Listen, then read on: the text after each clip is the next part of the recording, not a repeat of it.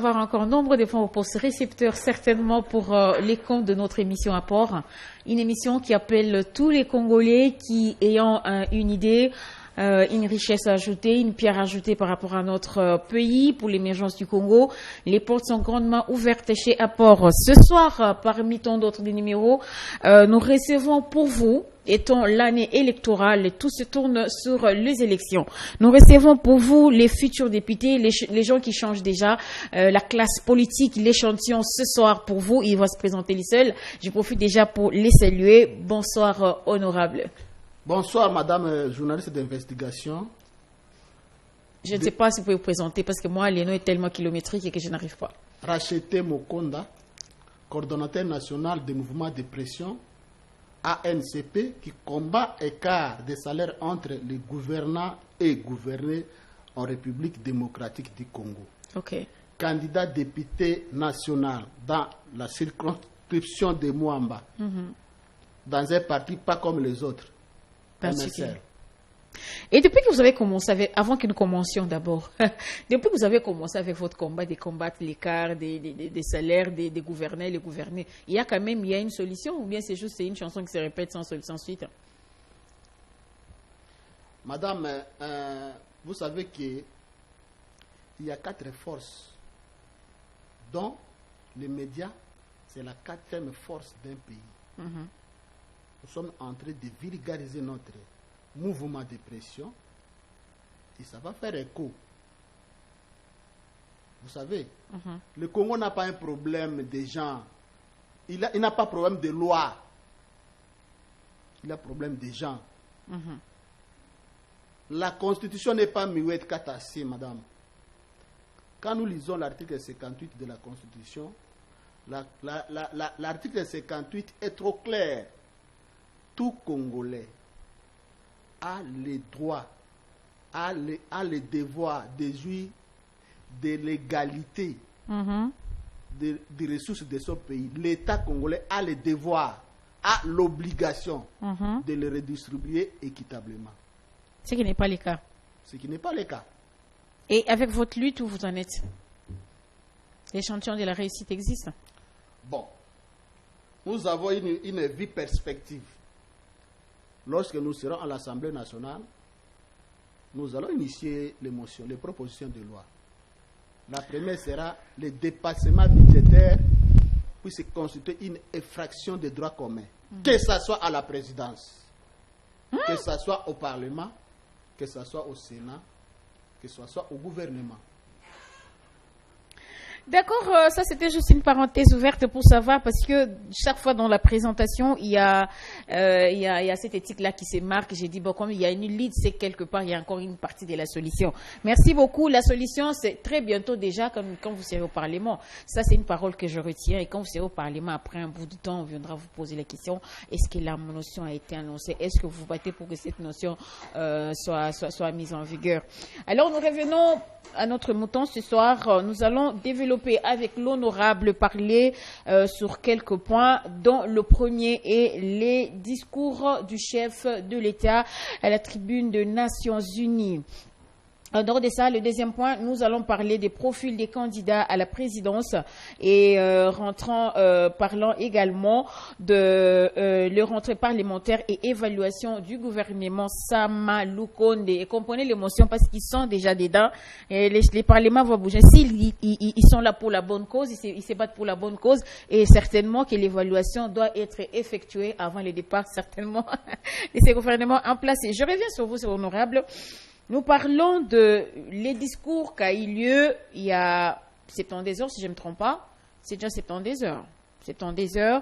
Les discours qui a eu lieu de l'autre côté par le chef de l'État. Il a épinglé quelques points que j'aimerais ce soir que nous puissions essayer un peu de parler avec vous. Le premier est donc nos négociations à n'importe, je ne sais pas qui ou quel pays qui attaquera le Congo. Mais je me dis particulièrement d'abord nos négociations à notre pays voisin, le Rwanda. Et là, le président a dit que l'armée congolaise est déjà mature pour se prendre en charge. D'abord, le premier point. Quelle est votre réaction? Un discours à la hauteur de la RDC. Un discours pas comme les autres. Quand le président de la République parle du départ de la MONUSCO, nous les soutenons. Parce que la MONUSCO, sa mission était de donner la paix en République démocratique du Congo. Bientôt, ça fait 23 ans. À un budget de 2 milliards que la République démocratique du Congo est en train de dépenser pour la MONUSCO. Prenez 2 milliards multipliés par 23 ans. Mais pour quel résultat? Quel résultat? Raison pour laquelle nous soutenons les chefs de l'État quand on sait que la MONUSCO parte. Est-ce que vous vous rendez compte du départ de la MONUSCO? Et là, la phrase qui est forte, c'est dire que l'armée congolaise est maintenant à la disposition de prendre ses responsabilités. Est-ce que vous êtes préparé en conséquence? Même pas ça, madame. Quand le chef de l'État parle de la politique de 2 poids, 2 mesures, il y a eu la guerre en Ukraine. Vous voyez comment la communauté internationale s'est mobilisée à soutenir l'Ukraine avec des moyens financiers, matériels costauds. Mais la République démocratique du Congo, pendant des décennies, la MONUSCO ne fait rien. Au contraire, c'est exploiter les richesses de la République démocratique du Congo par la MONUSCO. Est-ce que vous Carte êtes sur table. La communauté internationale, l'ONU a envoyé les inspecteurs en République démocratique du Congo. Les rapports sur table. Qu'est-ce que la MONUSCO? Qu'est-ce que la communauté internationale? Les rapports de ces 23 longues années? Même les rapports mapping. C'est devant les Nations Unies. La politique de 2 poids, 2 mesures. Raison pour laquelle le chef de l'État a commencé par réformer l'armée par la loi de programmation militaire, acquisition des armes, armée capable de armée dissuasive qui pourrait répondre à toute attaque de pays qui pourrait oser à pouvoir nous agresser. En général et très particulièrement l'armée rwandaise. Exactement. Exactement. Mais avant de prononcer ces discours, c'est que vous vous êtes déjà préparé en conséquence. C'est parce que certainement, je crois que les départs de la MONUSCO risquent de créer une crise. Peut-être, moi, je ne sais pas. Madame, je vous dis ceci. Aucune armée, dans tous les pays du monde, aucune armée étrangère n'a dédouané la guerre, n'a terminé la guerre. C'est vous et moi qui devraient donner la paix aux Congolais. Ni l'EAC, ni la MONUSCO, ni le Rwanda, ni l'Ouganda. D'ailleurs, le Rwanda est juge et parti. L'Ouganda est juge et parti. Le Rwanda nous agresse, mais le Rwanda se retrouve dans l'EAC. Mais oui. Est-ce que il vous est arrivé une fois de vous poser un peu la question, la MONUSCO ailleurs, dehors chez vous, est-ce que la MONUSCO rend un travail impeccable ici en Afrique? Avant d'abord de demander que la MONUSCO nous fasse un rapport tout et tout, est-ce que vous vous avez déjà posé la question, est-ce que la MONUSCO travaille mieux ailleurs qu'ici chez nous, en dehors de l'Ukraine bien sûr? Bon, c'est ce que le président de la République a constaté. Si nous allons en Ukraine, l'Ukraine est agressée par le gouvernement russe, pour ne pas dire Poutine. Mais vous allez voir de quelle manière l'ONU, la communauté internationale, s'est mobilisée à pouvoir soutenir l'Ukraine. Pour quel intérêt? Je ne sais pas. Mais la République démocratique du Congo, Raison pour laquelle nous disons que la MONUSCO est complice de l'insécurité en République démocratique du Congo. La MONUSCO veut dire mission des observations des Nations Unies au Congo. Ils sont venus observer. Ils ne sont pas venus défendre l'intégrité territoriale de la République démocratique du Congo.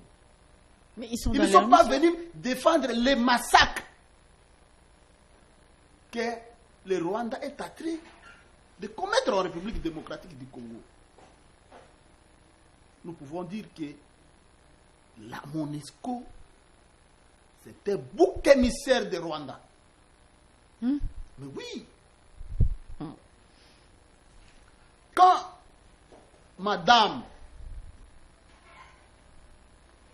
le représentant de la MONUSCO, donne des déclarations que l'armée rwandaise, très puissante, plus que la MONUSCO, c'est-à-dire la MONUSCO est incapable de pouvoir sécuriser la République démocratique du Congo face à l'agression rwandaise. C'est un langage diplomatique qui dit que c'est nous qui veulent balkaniser la République démocratique du Congo. Les jours, nous sommes avec la RDC, la nuit, nous sommes avec le Rwanda. J'essaie de saluer un peu les discours du chef de l'État et les bravoures également de cela, mais je me pose beaucoup une question. Il y a juste un pays africain qui a proclamé aussi les départs de la MONUSCO chez eux il n'y a pas longtemps, et aujourd'hui c'est le tour de la RDC. Est-ce qu'il n'y a pas de... Parce que l'Afrique apparemment devient rebelle, je ne sais pas, est-ce qu'il n'y a pas de répercussions? Parce que là je compte déjà, c'est un deuxième pays, il n'y a pas 2 mois, c'était quelque part, je crois en Afrique ici, ils ont aussi proclamé définitivement les départs de la MONUSCO, la population était vraiment sensibilisée, et aujourd'hui c'est la RDC. Je me dis, est-ce que le président a pris l'exemple de son homologue de l'autre côté, ou bien il assume ce qu'il dit et il est accompagné par sa population également? Le discours du chef d'État était à la hauteur. Il a donné beaucoup d'exemples des pays africains. Madame, moi je peux vous dire ceci. Le président de Burkina Faso, qui venait de faire coup d'État, il est allé faire les investigations que la France exporte les matières premières à Burkina Faso. Mais les taxes, ils ont les usines de fabrication, les usines, les sociétés, mais les taxes se payent en France. Le président a tenu à dire que désormais, toute société de multinationales qui se trouve dans notre pays devrait payer leurs taxes dans notre pays et non en France. Mais comment en France? Loi de 2 poids, des mesures. 2 poids, 2 mesures. Là, nous affirmons le dire du chef de l'État. Vous voyez? Mais comment l'ONU, qui est une grande puissance au monde, peut dire qu'il est incapable de pouvoir terminer la guerre en République démocratique du Congo? Raison pour laquelle nous disons même les 3 mois que le chef de l'État a dit là, c'est beaucoup. C'est beaucoup. Qu'ils prennent les bagages. Ok, toujours dans le discours, je crois que c'est pas en dehors, il a aussi parlé d'avoir les élections dans les délais constitutionnels. Ça faisait partie des points du jour. 2 éléments de réponse. Les élections dans les délais constitutionnels. C'est possible. Au cas où il n'y a pas les élections dans les délais constitutionnels, quelle deviendra la République démocratique du Congo? Certainement, je ne suis pas encore arrivé là. Moi, je me dis, parce que quand vous parlez des élections, il a confirmé. Quand nous écoutons les discours de Kadima, la confirmation est certaine. Mais là, je me pose la toute première question. Est-ce que Kadima a déjà reçu la monnaie qu'il faut pour organiser ces élections? Et puis la deuxième question, est-ce que les cultes électoraux sont déjà dans nos murs? Madame journaliste d'investigation, votre question semble être majeure. Permettez-moi de faire les rétrospectives tout en utilisant les 3 concepts pour pouvoir répondre d'une manière dramatique, claire, nette, votre question.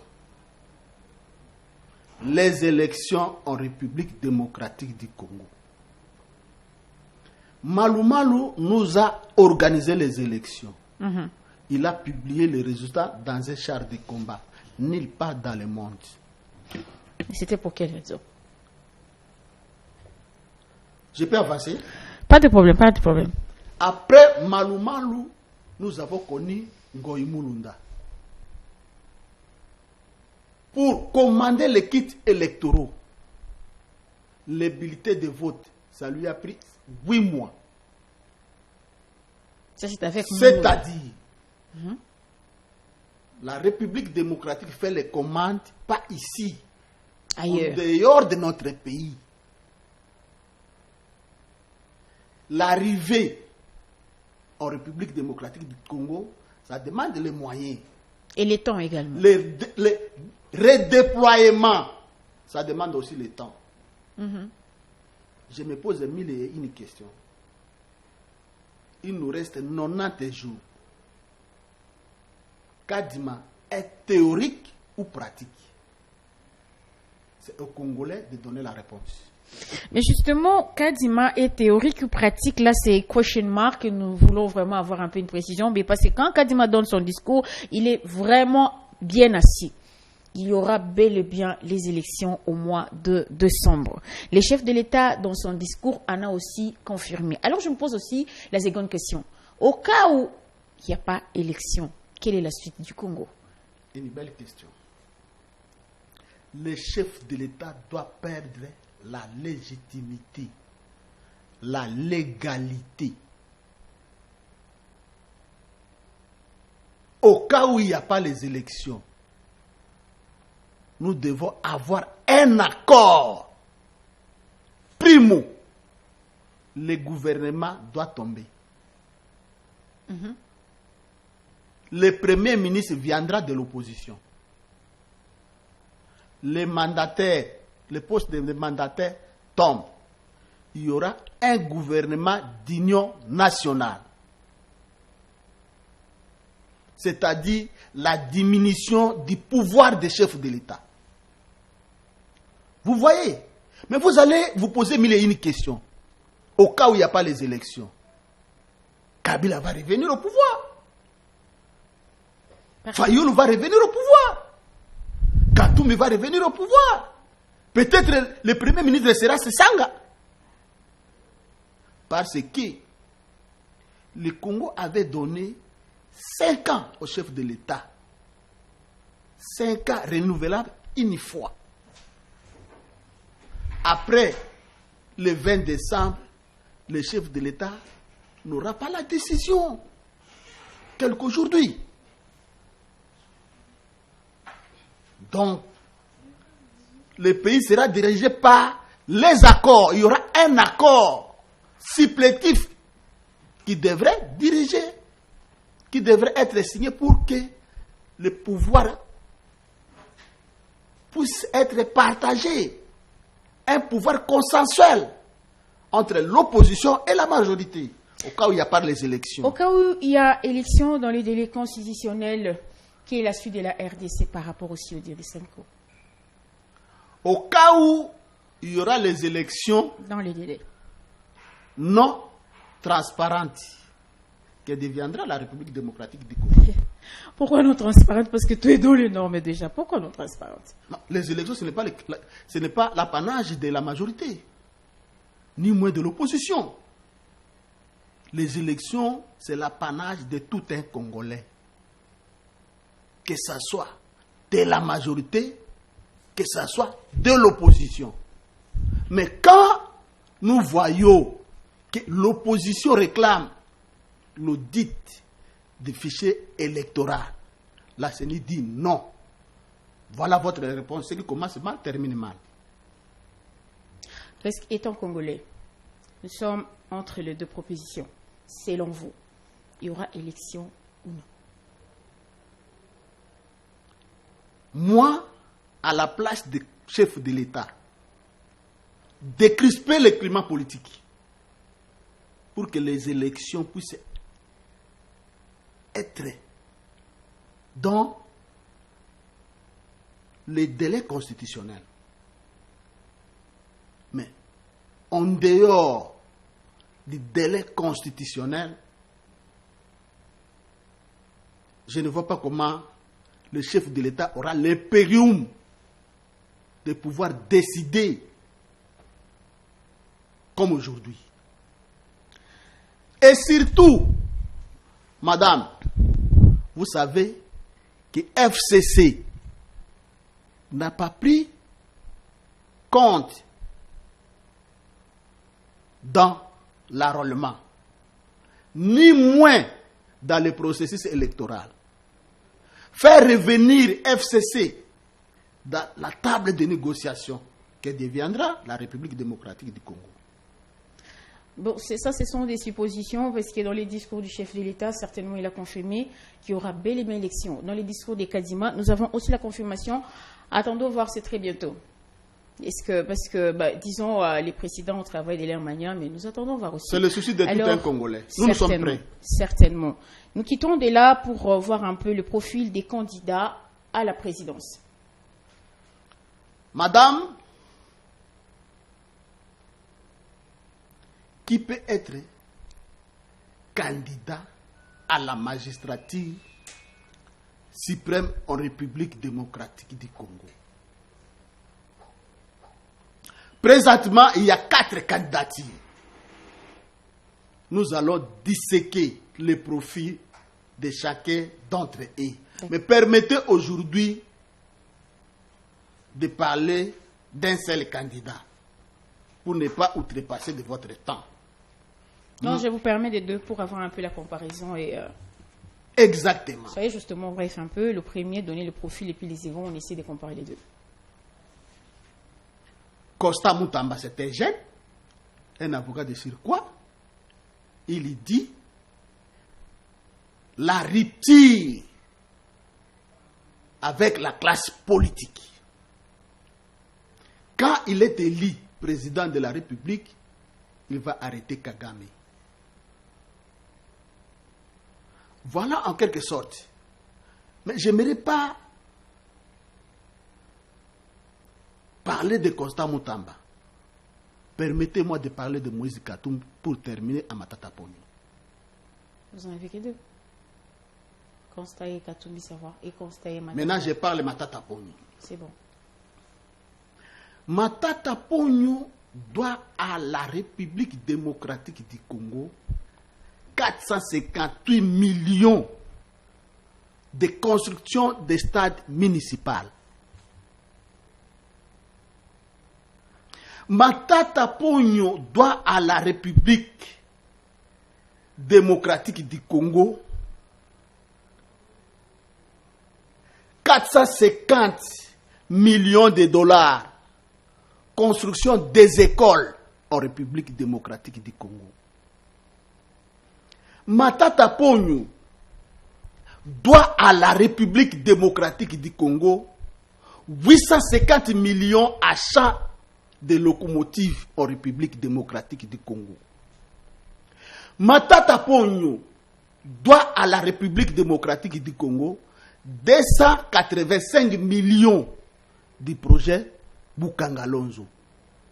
Matata Ponyo doit à la République démocratique du Congo les biens mobiliers et immobiliers de la société LAC. Et une telle personne ne peut pas être président de la République démocratique du Congo. Là, ce sont les faits, le profil que la personne ne peut pas être candidat. Je veux juste savoir ceux qui sont dans les normes pour être candidat, comment faut-il être? Avec un discours d'arrêter Kagame? Non! Un président rassembleur. Un président qui voit la République démocratique, qui va faire la part des choses entre les biens de la République démocratique du Congo et sa poche. Un président qui va respecter la révision de la constitutionnelle, qui va impulser la révision de la constitution en République démocratique du Congo. Parce que la constitution actuelle est inadaptée, plagiée, ne répond pas aux desiderata de la République démocratique du Congo. Quand la constitution stipule pour intérêt de la région, la République démocratique du Congo peut négocier, brader la souveraineté de son État dans l'intérêt de la région. Et parmi ces quatre... Raison pour laquelle nous disons, on a intégré la dislocation de la République démocratique du Congo en République dans la Constitution. Là, nous parlons de Raymond Tshibanda. Nous rentrons, je vous reprends d'abord la parole, nous rentrons parce que nous parlions d'abord de profil. Je me dis, parmi ces quatre candidats, les discours de qui vous a tellement poussé à dire que c'était la personne qui est mieux placée? Parmi ces quatre. Matata a une charge. Il y a l'autre qui a un discours d'arrêter Kagame. Et les deux autres? Félix Tshisekedi Tshilombo. Mais, j'aurais voulu que le chef de l'État puisse voir les social du peuple congolais, puisse éviter les institutions budgétivores, puisse respecter la géopolitique dans les animateurs des institutions, être entouré par la qualité et non la quantité. Je crois que la télé c'est les temps, mais avant de finir, nous allons parler d'un tout petit dernier point qui, certainement, nous sommes à la fin, rentrée parlementaire et évaluation du gouvernement Sama Lukonde. 3 petites minutes. Le gouvernement Sama Lukonde égale 0. Le gouvernement Sama Lukonde a échoué. Rentrée parlementaire, c'est pour recevoir les émoluments et c'est tout. Session, on dit session, quand Bosso parle de session budgétaire, Bat parle de session budgétaire. Le panier de la ménagère congolais reflète à leur discours, oui ou non. Lorsque les 75% du budget de la République démocratique du Congo est investi aux institutions budgétivores, moi je me pose mille et une questions. Lorsque la République démocratique du Congo, un pays, a un budget de 16 milliards, 56 ministres, je me pose mille et une questions. Lorsque la République démocratique du Congo disait que les ministères, je donne un exemple, le ministère de l'enseignement supérieur et universitaire, le ministère de l'EPST, le ministère des recherches scientifiques, le ministère de l'enseignement professionnel devrait être le ministère de l'éducation nationale. Je donne des exemples. Le ministère des affaires sociales, genre et famille, affaires humanitaires, pour quelle fin? Très bientôt, là, vous serez au Parlement. Je crois qu'il y a beaucoup de choses, comme parlons déjà de changement des classes politiques, certainement que nous ne changeons pas seulement les physiques et les mentales également. Nous sommes presque à la fin. Je crois que je vous aurai encore sur notre plateau parce qu'avec vous, on ne finit jamais, on est toujours en cours. Simon, je comprends déjà, nous sommes en train de laisser ton plateau. Je crois un tout petit dernier mot par rapport à la séance d'histoire. Mais très bientôt, là, vous êtes encore invité parce qu'il y a beaucoup de points qu'on n'a pas pu développer ce soir. Mais je vous aurai très bientôt pour le nouveau les numéros prochains, vous êtes notre invité. Un dernier mot par rapport à ça. Nous demandons à tout un chacun de nous, que ce soit les gouvernants et les gouvernés, de respecter les lois de la République démocratique du Congo. À M. Kadima d'exhiber son expertise reconnue en République, reconnue dans le monde, dans les processus électoraux. Éviter de nommer les gens comme l'a fait son prédécesseur, le tyran Nanga.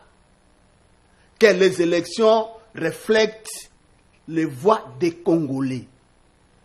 À la population congolaise, le jour de la vote, de ne plus jamais se déplacer quand on n'a pas affiché le PV dans le bureau de vote.